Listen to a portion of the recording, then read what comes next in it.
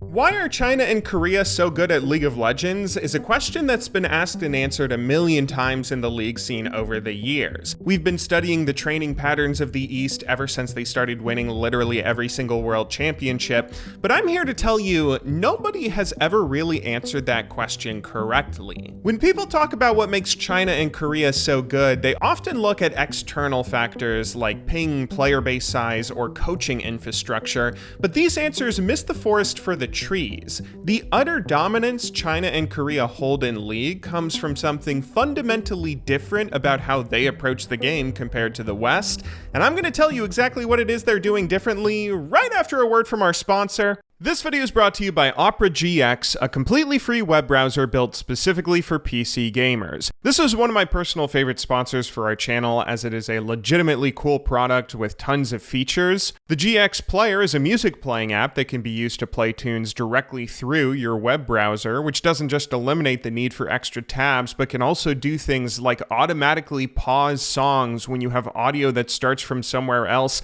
like a YouTube video, and then automatically resume the music when it's done. Other integrations include popular apps like Twitch and Discord, which can be run directly through the browser, eliminating the need for extra tabs or programs that could slow down your computer. The GX Control feature enhances PC performance, letting you see where your computer is expending energy in your browser, and lets you manually limit CPU and RAM usage to make sure there's not wasted energy being taken away from your game. There's also loads of customization options available to make the browser feel like it's completely yours. It's a seriously cool product. If you want to check it out, you can easily import all your bookmarks, cookies, and settings from previous browsers directly into Opera GX with just a few different clicks. Big thanks to Opera for sponsoring our channel and supporting our content. If you want to check out the browser for yourself and see what all the hype is about, there's a link to download in the description below. Before we talk about esports, let me start off with a different question. Why are some countries better than others in traditional sports? This might seem obvious at first, but it gets more complicated the more you think about it. Interest is naturally the first thing that will determine a nation's success. If you're the only one who cares about a particular sport, you will likely become the best at it pretty quickly. But what about when two countries care about a sport equally? For instance, it might surprise you to hear that China cares about association football more than anything else in the world. We have evidence a football-like game named Chuju has been played in China since 50 BC, but modern football has been popular in the country since 1900. They've had a professional footballing association since 1924, and the sport is hugely popular with both the general public and the government itself. Football routinely gets the highest ratings on television alongside basketball. The top professional league in China, the CSL, is one of the most attended leagues in the world and imports big-name stars to compete against local Chinese players. Xi Jinping made it China's goal to win the World Cup by 2050, showing governmental support. There have been massive infrastructure plans to build modern stadiums, training facilities, and other government-funded programs to make China a top footballing nation. Couple all of this with the fact that China is the most populous nation on Earth, with a huge economy, plenty of athletes, and riches that they can draw on for their national team, and you would expect them to be able to produce some talent, and yet China's national football team today ranks 77th in the world, just ahead of Syria and just behind Curacao. Many smaller and much poorer nations have been able to routinely outperform them in competition. China has never won their local Asian Cup, finishing second just twice, and have only ever qualified for a single World Cup back in 2002, where they were eliminated in the group stage after failing to score a single goal the whole event. Why is it that China has failed to produce anything on the football pitch even when they have the interest, the money, the infrastructure, the imports, the player base? None of it has led to any success so far. Why is that? Well, believe it or not, the answer is pretty simple. For any country to succeed in a sport, all you have to do is have a culture that cares about the attributes that lead to success in that sport. For example, football isn't a game that's just about athleticism or raw physical talent. Two values that are just as important to success on the pitch, if not more so, are creativity and healthy ego. The best coaches aren't simply drill sergeants who train players physically, they're creative thinkers who go against traditional tactics sometimes to invent new strategies that didn't exist before them. Similarly, players can't just succeed by being strong or fast, they need to have a creative mind too, as well as the ego and almost selfishness to chase personal glory. You might be able to get decently good through training and basic instruction alone, but the only way to become truly world class is by having the guts to try and do insane things that you won't be taught in practice. It just so happens that these two traits are simply not things that Chinese society values very much, and it's the reason why they fail on the football pitch. While the West may idolize the ego associated with rebellious independence, Chinese culture is built much more on community. People are taught that they're one part of a greater whole, and doing something as selfish as pursuing the moonshot idea of playing traditional sports might not be the best use of your time. Similarly, while the West may idolize the weird creative movements that come with completely free-form thinking and no regard for prior institutions, Chinese culture is much more about education than eccentricity. Studying through established institutions is a better use of your time than experimenting with weird personal ideas, meaning there's fewer forward-thinking minds in their coaching scene able to create their own successful football strategies. The reason that China has struggled in football is simply because they don't prioritize the values in their society that lead to success in the sport, which isn't really a good or bad thing. I mean, these values do lead to success in other areas like esports, which we'll mention in a moment, but no amount of money or imports can patch up their local scene as long as they continue thinking about the game in the traditional way that they seemingly always have. But alright, if values in a society determine success in different sports, what sort of values lead to success in the world of esports, and where might they come from?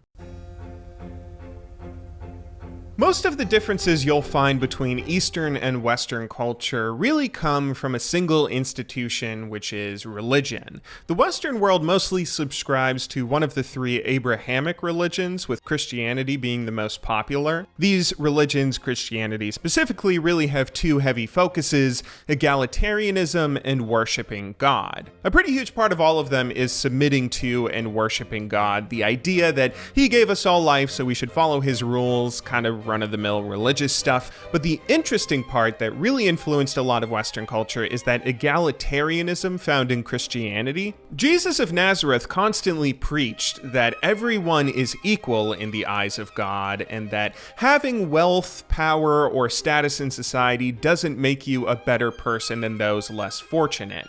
If anything, having wealth and power prevents you from being a truly good person. These anti-authoritarian teachings ended up landing Jesus in some pretty hot water, but they still managed to influence much of Western culture well after his time. In the next couple of centuries, people began thinking much more independently and almost selfishly. The only person I really have to obey is God. You, on the other hand, don't have the right to rule over me. Eastern philosophy and religion, on the other hand, is completely different, and there are two major influences relevant to our discussion of esports that really shaped how much of Chinese and Korean culture was formed, which are Confucianism and Buddhism. Beginning with the former, Confucianism isn't a religion, but is instead a set of philosophical and ethical teachings by a guy, Confucius, who lived thousands of years ago in the spring and autumn period of Chinese history. One of the main tenets of Confucianism is an idea that everyone in society is a part of a greater hierarchical system,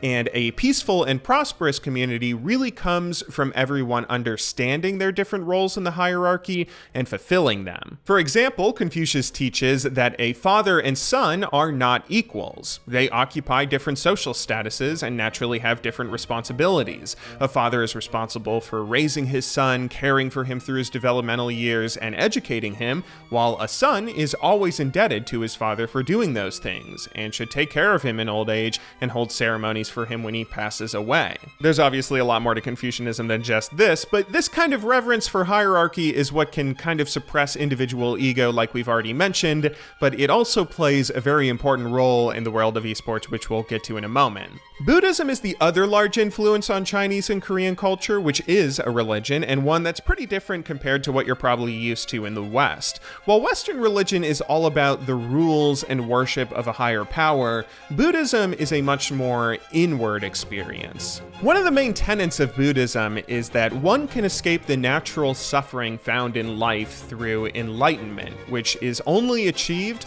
through a constant journey of self-improvement. While other religions are often about accepting one's fate, Buddhism is much more about transcending your own personal fate through effort and hard work. When you think about the values of various East Asian nations and the sort of reverence that's held for individuals that constantly work to improve themselves and strive to perfect an individual skill, this is really where that idea comes from. Not everybody in the East is religious or Buddhist, of course, but the ideas of constantly striving for self-improvement and that being an important character value is something that's kind of seeped into the widespread culture, even to those who might not subscribe to Buddhism. Both of these schools of thought share many commonalities. They both value education and place a utility on improving yourself through schooling. They both also have versions of the golden rule, that you should treat strangers kindly and with respect the way that you would want to be treated. And maybe because they're so similar in many different ways, they've both seeped into Eastern culture as values that are held in high regard, whether you personally subscribe to being a follower of one of these schools of thought yourself or not. And you might be able to tell how these ideas lend perfectly to finding success in the world of esports. Success in League of Legends Esports is not about creativity or forward thinking or ego or anything like that. Esports are really all about technical perfection. A champion can only move so fast in League. They can only use their abilities so quickly. They can only last hit a maximum number of minions that are sent down to their lane. There is a hard limit to most of the things that you can do in a video game. What this means is esports have different value sets compared to traditional sports. What makes a nation good at something like football won't necessarily translate to League of Legends, and when you boil it down, I believe there are three key factors that a region needs to value for it to become an esports powerhouse. The first is education. Players should study the game hard to try and learn its inner workings and mechanics until they can recognize the correct plays that should be made in any game state. Because there's a hard limit to what you can do in game, success really comes to the teams and players who are best at knowing what they should do, when to engage, who to focus, when to recognize a lane state where they should freeze the outer side lanes. This kind of knowledge comes from studying the game until you know all its odds and ends. Naturally, China and Korea succeed in this area as education is placed in super high regard in both countries, going all the way back to both Confucius and Buddhist teachings. There's always been value placed in education, so it's no surprise that League players from these regions may study the game a lot more than their Western counterparts. The second key to success is non-stop practice. Once you know everything there is to know, the next step is being able to execute these things for yourself. From basic mechanics like last hitting to the more advanced technical combos, the only way that you can get good and succeed in these areas is through constant practice to refine your abilities and make sure you're as close as possible to that hard limit of what the video game will allow you to do. Again, this is what's valued in Chinese and Korean culture. Buddhist influences have gradually seeped into the wider society to value the idea of improving yourself constantly, so it's no surprise when Chinese and Korean League players practice so many more hours than Westerners do, even when they're already at the top of the game. The last key to the puzzle is a somewhat interesting one, as you could argue the West has a leg up here. Creativity is kind of the final key to success. League of Legends is an incredibly complex strategy game that seems like there's always new characters to play, always new compositions to run. It's a game with loads of strategy and plenty of room for innovation, which that's what the West succeeds at for reasons mentioned before in this video. And in League of Legends, that's really been no different. Oftentimes when the meta is pushed forward in a drastic way, it's a Western team that's doing it, like Moscow 5 when they were the team that invented Priority, which is a strategy so popular it still exists in League today. And of course CLG, the team who invented the lane scene swap that became so popular Riot had to forcibly remove it from the game. But creativity is kind of different here in League in that it's much more about planning than what you might find in a traditional sport. You decide ahead of time what strategies you want to run, what champions you want to pick in the draft phase, the compositions you want to play, the sort of win condition you want to go after. This is all decided ahead of time by the coaching staff, really, and they simply tell the players what they should be doing, which, in other words, this third key could also be seen as a reverence for authority. Respecting a hierarchical system like in Confucius' teachings, where you listen to your coaches, you don't talk back, you play boring supportive champions because that's what's good for the team, even if you're a mechanical god famous for your amazing outplays. That's what's important, and of course, that is something the East far outperforms the West in. Western players are known for not listening to coaches and constantly rebelling against authority non-stop. All of this is to say, the real reason that China and Korea have dominated League of Legends so far is simply they were already set up for success. The qualities that matter to developing a region were already being taught to most kids from birth onward and reinforced every day of their lives before they even picked up the game. It isn't an accident these are the countries who've dominated the scene so far and have produced some of the greatest players of all time. But keep in mind, this is all in reference to the past. The culture of the East might have given China and Korea a leg up in the scene so far, but that's no indication of how the future will pan out. Western regions are more serious than ever about creating the best practice environments possible, the best league structures to develop talent with, and doing everything they can to close the gap and win. Hell, we've already seen a lot of international success so far. It wouldn't surprise me if there isn't more around the corner. Not to mention, part of the beauty of sports is you never know who's gonna win ahead of time. Anybody can win on any given Sunday, so let's go watch the matches, shall we? This video was inspired by 2 books. The first is Korea, the Impossible Country by Daniel Tudor. If you're looking for an entry-level overview and basic understanding of Korean history and how Korean society functions today, this is a really great book that touches on a broad range of topics, going all the way back to early prehistoric times in the peninsula to the more modern developments that have happened after the Korean War. It really does a great job of kind of talking about all the things that have contributed to how Korea emerged as a sort of modern global power today. The second is the popular book Outliers by pop science superstar Malcolm Gladwell. I'm sure plenty of you either know this book or are aware of many things from it, like the 10,000 hour rule, but one of the more interesting chapters that's not talked about enough in my opinion is the chapter on Eastern versus Western farming methods and how they might have influenced their respective cultures in some very interesting ways. If you haven't read it already, it's definitely worth checking out.